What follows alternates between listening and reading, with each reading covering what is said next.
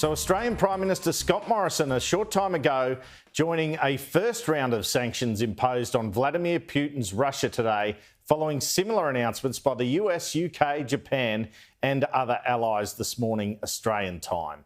Scott Morrison saying the invasion is already occurring and financial sanctions and the like will be put in place.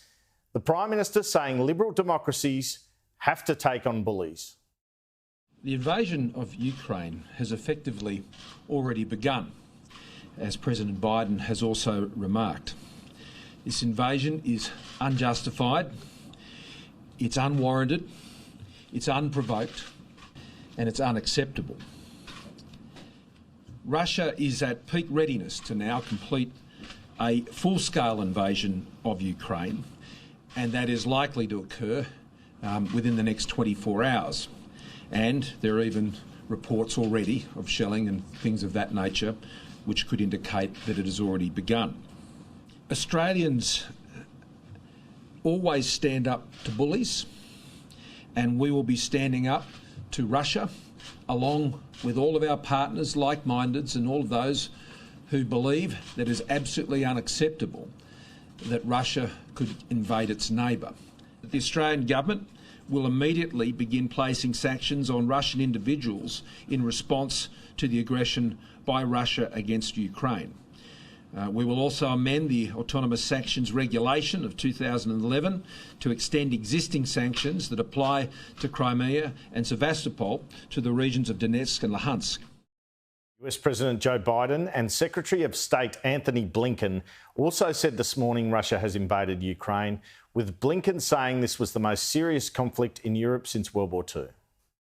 Who in the Lord's name does Putin think gives him the right to declare new so-called countries on territory that belong to his neighbors?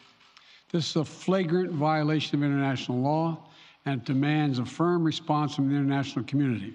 This is the beginning of a Russian invasion of Ukraine, as he indicated and asked permission to be able to do from his Duma. This is the greatest threat to security in Europe since World War II. Ukraine is in danger. President Putin is blatantly and violently breaking the laws and principles that have kept the peace across Europe and around the world for decades. The US announced they and allies would block trade involving two large Russian banks that hold US $80 billion in assets. But the Americans have left something in reserve.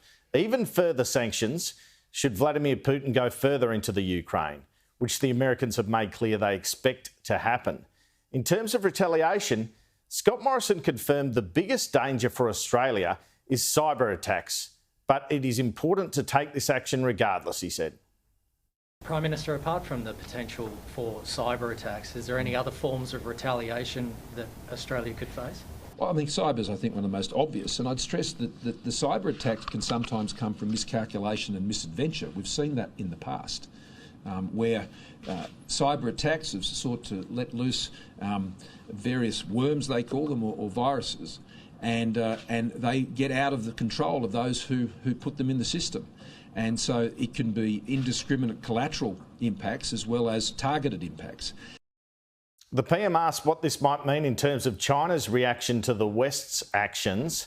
Scott Morrison says he hopes China will join the West in condemning the Russian action.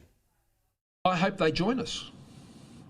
That's the message that I'm sending and have been sending for some time. And I have noted that China's language in the course of the past week has improved. But I'd welcome them going the full distance and joining ourselves in the United States and the UK and the EU and Canada and so many other countries that are announcing what is occurring there. And we can't have some suggestion that Russia has some just case here that they're prosecuting. They're behaving like thugs and bullies.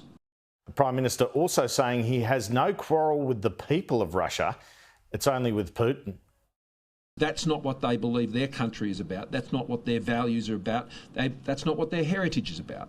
And I know they'll be very disappointed about this. This is the actions of a Russian government, an autocratic, authoritarian government that's forgotten what democracy is and what liberal democracy is in undertaking these actions of bullying and threats and intimidation. That's not what I believe the Russian people stand for, and certainly those Australians who are of Russian extraction here.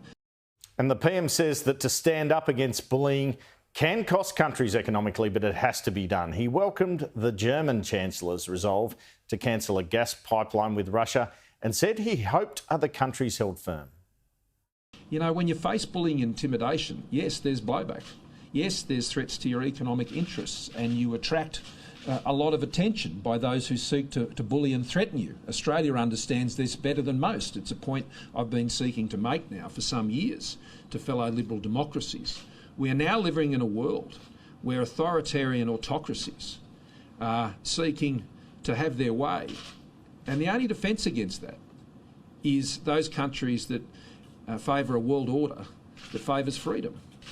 The PM welcomed the French President Emmanuel Macron opening a dialogue with Vladimir Putin, but said President Macron should not kowtow to a bully. So French President Emmanuel Macron has been in dialogue with Vladimir Putin to try and put Vladimir Putin off a full-scale invasion. Have you had a chance to speak with the French President, and do you support his intervention? Well, no, I haven't, but I do support any attempts to try and avoid this, but not without qualification. I mean, there cannot be any suggestion that concessions should be provided to a bully and a thug in return for not following through with threats of violence. That's not the sort of appeasement I would ever support, and I don't think Australians would either in this or any other situation. That you cannot have Russia tell Ukraine about whether they can be in NATO or not, or issues that also impact on their sovereignty as a nation. They can't be a nation in name only.